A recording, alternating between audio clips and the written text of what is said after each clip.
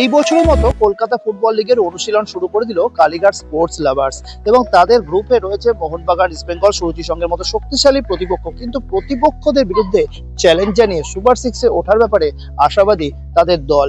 এবং প্রথম দিনে অনুশীলনে আমরা দেখতে পেলাম দলে যিনি কর্ণধার বাবন ব্যানার্জি থেকে শুরু করে বেশ কিছু সদস্যরা উপস্থিত ছিলেন এবং তারা দেখছিলেন দলের অনুশীলন এবং বেশ কিছুটা আমরা ফিটনেস ট্রেনিং করাতে দেখালাম, রানিং করাতে দেখালাম এবং সব মিলে এবার কালীঘাট স্পোর্টস লাভার্স এর লক্ষ্য কিন্তু সুপার সিক্সে ওঠা।